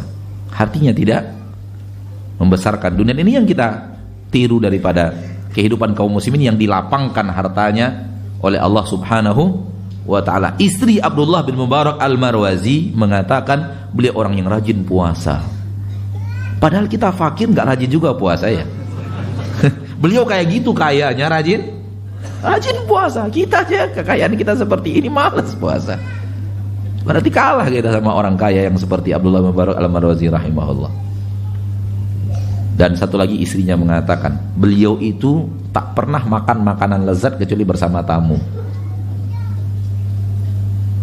Jadi walaupun beliau kaya, bukan menikmati kekayaan di rumah. Orang mungkin mengira Abdullah bin Mubarak Al-Marwazi ini pasti hidupnya bergelimang dengan makanan-makanan lezat.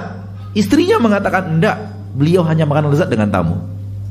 Kalau tidak, makanan beliau makanan yang biasa-biasa saja. Beliau tidak ingin makanan lezat-lezat kecuali bersama tamu saja. Lihat bagaimana ia mengkerdilkan dunia di hatinya, walaupun di tangannya banyak. Suatu hari Abdullah bin Mubarak terlihat membawa barang dagangan yang sangat banyak. Ditanya oleh temannya, ada apa ini wahai Abdullah? Kenapa begitu besar barang daganganmu? Padahal baru kemarin engkau bicara soal zuhud di dunia. Qadarullah malam yang lalu beliau bicara zuhud di dunia. Hari ini, siang ini bertemu bawa barang dagangan yang sangat banyak. Kata Abdullah bin Mubarak, masih banyak saudara-saudara kita yang membutuhkan. Artinya beliau berusaha, usaha beliau lancarkan, peduli kepada orang-orang yang membutuhkan bantuan. Dan alangkah nikmatnya usaha bila mana diiringi oleh niat yang seperti ini. Apalagi yang tadi ditanyakan. Maka menurut ana, toko yang ada itu kalau bila perlu buka cabang di Pekanbaru. Tapi bukan untuk mencari dunia kan? Bukan untuk membesarkan dunia, tapi yang namanya usaha, hal yang normal kita ingin kembangkan, kita ingin besarkan, kita ingin, nggak ada masalah itu. Wallahu a'lam. Lanjutkan. Assalamualaikum. Assalamualaikum. Kebanyakan manusia saat ini Ustaz yang di Jabodetabek dan sekitarnya dan kota-kota besar itu bekerja 8 jam sehari ditambah dengan perjalanan dan lain-lain, membutuhkan waktu 11 jam bahkan sampai 20 jam sehari. Bagaimana agar waktu-waktu tersebut bisa selaras dengan tujuan akhirat dan tidak salah dalam menatap dunia? Para ulama mengatakan al-mubahat ma'an nawaya salihat takunu ibadat. Ambil kaidah, ambil jadikan sebagai kaidah. Seluruh yang mubah-mubah, seluruh yang mubah-mubah hukumnya adalah mubah, manakala ditambahkan dan diiringkan dengan niat-niat yang suci, dengan niat-niat yang saleh, niat-niat yang baik, maka hukum yang tadinya mubah berubah menjadi ibadah. Maka tinggal antum ikutkan di dalam apa yang antum tanyakan tadi. Tambahkan niat yang baik dalam 8 jam 11 jam tadi. Tambahkan niat yang baik. Contoh niat yang baik apa? 5% dari gaji saya untuk kepentingan dakwah. Contoh, Anda tidak wajibkan, ini tidak ada yang diwajibkan oleh Allah kecuali zakat. Kalau ada niat itu saja, tambahan niat yang baik, 5% dari gaji, murni gaji saya untuk kepentingan dakwah, dan setiap bulan antum keluar 5%. 5% itu kan tergantung tergantung yang kita dapatkan, enggak mesti 5% itu sedikit atau banyak, itu kan tergantung. Masih ada sisanya 95% dari gaji yang bisa kita nikmati dalam kehidupan kita. Hanya 5% di luar zakat. Setiap bulan kita keluarkan. Itu artinya sudah ada niat yang soleh di dalam amalan yang mubah, sehingga amalan mubah itu berubah menjadi ibadah. Maka orang yang mencari nafkah untuk niat yang soleh, mencari nafkah yang halal dan menjauhkan diri daripada yang haram dan syubhat, mencari nafkah yang halal untuk dinafkahkan kepada anak dan istri, dan yang haram akan dia tolak karena dia ingin mencari yang halal, juga niat yang saleh, sehingga perginya antum dari pagi hari, pulangnya di malam hari atau maghrib atau isya, itu adalah ibadah kepada Allah subhanahu wa ta'ala. Tambahkan kepada kebiasaan harian itu niat yang saleh. Nah. Assalamualaikum Ustaz. Ana biasa belanja di warung lebih jauh dari rumah Ana karena penjualnya taat kepada Allah. Padahal di depan rumah Ana ada warung juga, namun penjualnya nggak pernah sholat. Benarkah sikap Ana seperti ini? Bagus, lanjutkan. Bagus itu, lanjutkan. Ya walaupun lebih mahal sedikit, di warung orang yang taat lebih mahal sedikit, lanjutkan. Bagus itu sudah. Bagus, lanjutkan. Bismillah. Bagaimana dengan orang yang sibuk bekerja hingga lelah dan tidak sholat berjamaah di masjid? Kesibukan itu membuat fisik lelah dan sebagainya. Mohon nasihatnya Ustaz. Sepertinya sudah terjawab dari kajian tadi. Sudah terjawab. Sehingga ketaatan kepada Allah dia sampingkan karena harta dunianya. Padahal sholat di masjidnya itu lebih baik daripada dunia dan seisinya, dia tinggalkan. Tertipu oleh yang sedikit sehingga tinggal yang lebih baik. Sholat rakaat al-fajr khairum minad dunya wa ma fiha. 2 rakaat sholat sunat fajar, padahal itu hanya sholat sunat, lebih baik daripada dunia dan seisinya. Bagaimana dengan sholat wajib? Dan itu dilipat gandakan lagi 27 kali lipat oleh Allah tabaraka wa ta'ala. Itu kita tinggalkan gara-gara mengejar dunia. Berarti tertipu, karena kita anggap ini adalah banyak, kita kejar, kita anggap ini sedikit, kita tinggalkan. Padahal ini yang luar biasa banyak. Wallahu a'lam. Assalamualaikum Ustaz, bagaimana cara kita menasihati anak kita yang baru lulus dari pondok yang ingin melanjutkan ke kuliah di umum, dan sebagaimana kita ketahui bahwa tempat kuliah itu bercampur baur antara laki dan perempuan. Ya, mohon nasihatnya. Antum sudah tahu itu enggak benar. Sampaikan kepada anak sesuai dengan kemampuan kita menyampaikan bahwa di sana ada ikhtilat, di sana ada percampur bauran yang tidak diridhoi oleh Allah subhanahu wa ta'ala. Anak khawatir antum bergelimang dosa. Anak sampaikan sesuai dengan apa yang Allah mudahkan kita untuk menyampaikannya. Wallahu a'lam.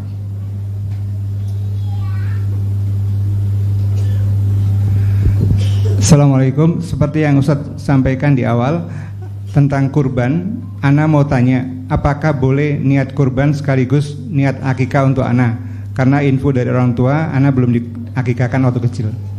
Ya sudah, akikah sembelihan tersendiri, kurban sembelihan tersendiri. Maka lakukan akikah, sembelihan akikah, dan tidak mesti harus sembelihan akikah disembelih di saat penyembelihan hewan kurban. Allahu a'lam. Bismillah, Ustadz, bagaimana tanda sayangnya Allah pada umat Islam? Tandanya sayang Allah kepada umat Islam, tambah sayangnya Allah kepada hamba, apa yang Rasulullah katakan di dalam hadis yang sahih riwayat Imam Bukhari dari Muawiyah bin Abi Sufyan radhiyallahu taala anhu wa arda. Allah mengatakan, man yuridillahu bihi khairan yufaqihuhu fid din. Orang yang Allah inginkan untuknya kebaikan, berarti Allah sayang kepadanya, karena Allah inginkan untuknya apa?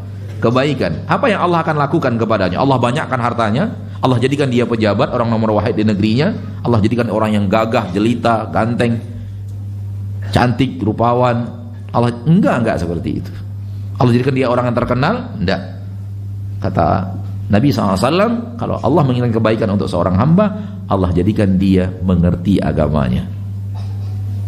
Allah jadikan dia orang yang mengerti agamanya, mengerti ilmunya dan mengamalkan ilmu. Ini dua hal. Makna mengerti di sini bukan hanya sekedar tahu teori, tapi tahu teori, belajar ilmu agama dan mempraktekkan dalam kehidupan sehari-hari. Ini bukti cinta Allah kepada seorang hamba. Didekatkan kita kepada Al-Quran, didekatkan kita kepada hadis Nabi SAW, didekatkan kita kepada majlis ilmu, didekatkan kita ke masjid, didekatkan kita kepada membaca Al-Quran, mentadabburi Al-Quran, didekatkan kita kepada orang-orang yang mengajak kita kepada akhirat, didekatkan kita kepada ibadah, mudah bagi kita puasa, mudah bagi kita sedekah, mudah bagi kita salat malam, mudah bagi kita untuk berbakti kepada orang tua, mudah bagi kita untuk peduli kepada anak yatim. Ini dia bukti bahwa Allah sayang kepada seorang hamba.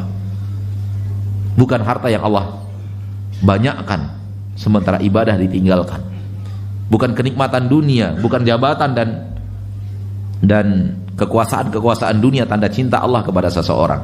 Namun ketika semakin didekatkan kepada agama dan syariat, itu bukti Allah semakin sayang. Maka orang yang paling berilmu pasti orang yang paling dicintai oleh Allah Subhanahu wa ta'ala. Ilmu dan amal. Ketika kita mengatakan ilmu dan amal, siapa orang yang dari kaumnya paling berilmu? Para nabi dan para rasul. Lihat bagaimana Allah paling mencintai mereka, sehingga menjadikan mereka orang yang paling berilmu tentang agama Allah dan syariat Allah Subhanahu wa ta'ala. Ketika kita sudah didekatkan kepada syariat dan kita mengetahui syariat dan rajin menimba ilmu agama, sudah dekat dengan Al-Quran, sudah dekat dengan salat, sudah dekat dengan ibadah, insya Allah mudah-mudahan ini indikasi Allah menginginkan untuk kita apa? Kebaikan. Dan ini bukti Allah sayang kepada kita. Wallahu a'lam. Assalamualaikum warahmatullahi wabarakatuh, Ustaz. Bila suami ana seorang perokok dan dia tahu haramnya merokok tapi sampai sekarang masih merokok, bolehkah ana menuntut cerai? Bolehkah apa? Menuntut cerai. Menuntut cerai. Karena bukankah rokok adalah perbuatan maksiat sama dengan khamar dan zina? Apakah ukhti ibu yakin dengan bercerai lebih manfaat dibanding bertahan menjadi istri sang perokok? Apakah yakin dengan menuntut cerai hidup akan lebih baik setelahnya? Kalau yakin menjadi janda dan yakin bahwa setelah menjadi janda akan semakin rajin ibadah, karena selama ini ibadahnya terhalang oleh suaminya yang suka ngerokok dan sifat-sifat suaminya, dia yakin ibadahnya lebih hebat daripada itu, yakin, saya yakinnya karena betul-betul penghalang ibadahnya adalah suaminya, ini ya silakan.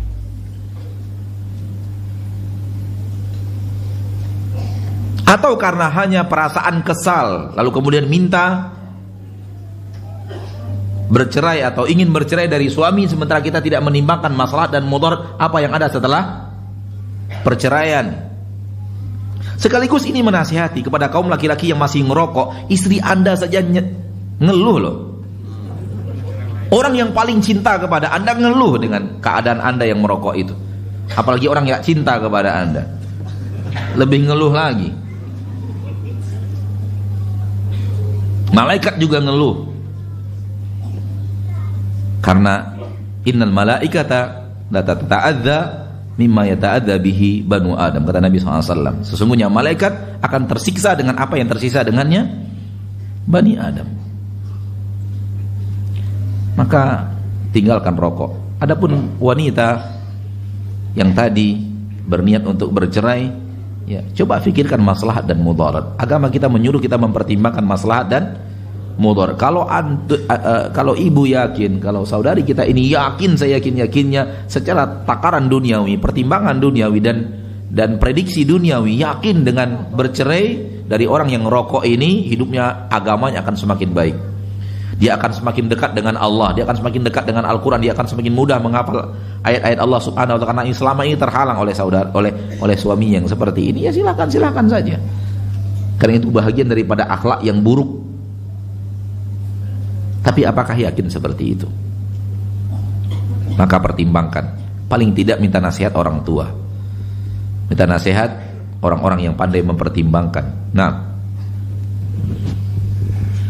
Assalamualaikum Ustaz. Akhir-akhir ini saya selalu berhayal tentang wanita. Haruskah saya menikah mengingat ibu saya sudah lansia dan ayah saya meninggal. Saat ini saya menggantikan posisi ayah untuk mencari nafkah. Jadi maksudnya waktunya untuk ibunya, Ustaz.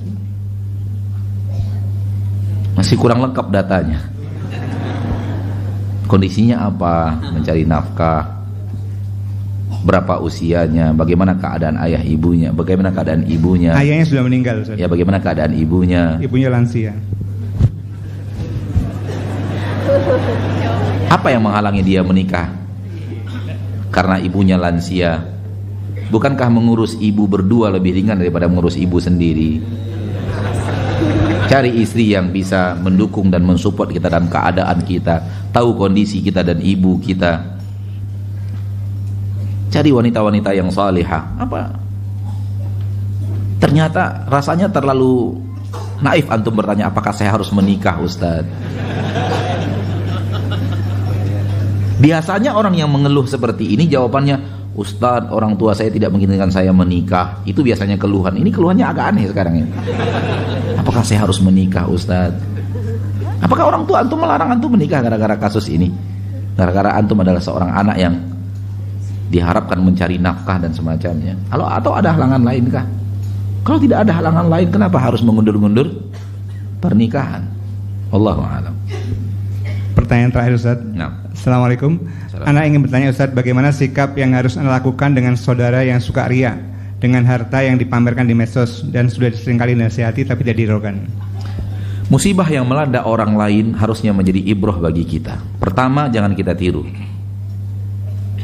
Yang kedua, soal niatnya di hatinya riya dan tidak riya, jangan terlalu perhatikan dengan niat manusia. Sekedar kita tahu bahwa itu tidak baik, soal hatinya biarkan antara dia dengan Allah Subhanahu wa ta'ala.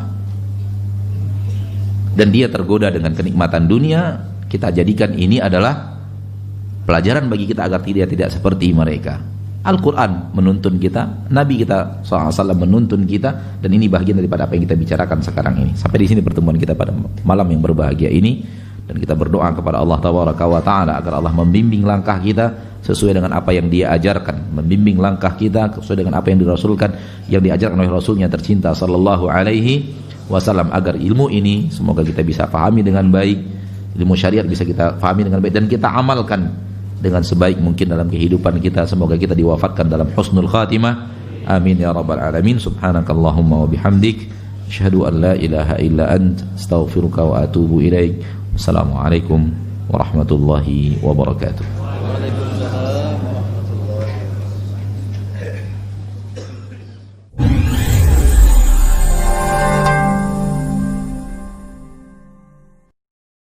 Assalamualaikum warahmatullahi wabarakatuh. Alhamdulillah telah tersedia RBT Ustadz Maududi Abdullah Hafizahullah. Allah hanya undur saudaraku. Allah hanya undur maksiat Anda. Untuk mengaktifkan RBT ini, caranya mudah. Bagi pengguna Telkomsel, ketik Maududi 07, kirim ke 1212 untuk RBT azab yang diundur. Dan ketik Maududi 08, kirim ke 1212 untuk RBT berhentilah dari riba. Bagi pengguna Excel, ketik Maududi 07, kirim ke 1818 untuk RBT azab yang diundur. Dan ketik Maududi 08, kirim ke 1818 untuk RBT berhentilah dari riba. Dan bagi pengguna Indosat, ketik MG spasi Maududi 07, kirim ke 808 untuk RBT azab yang diundur. Dan ketik MG spasi Maududi 08, kirim ke 808 untuk RBT berhentilah dari riba. Dengan mengaktifkan RBT ini, Anda telah turut serta membantu operasional dakwah Asyil TV. Jazakumullah khairan.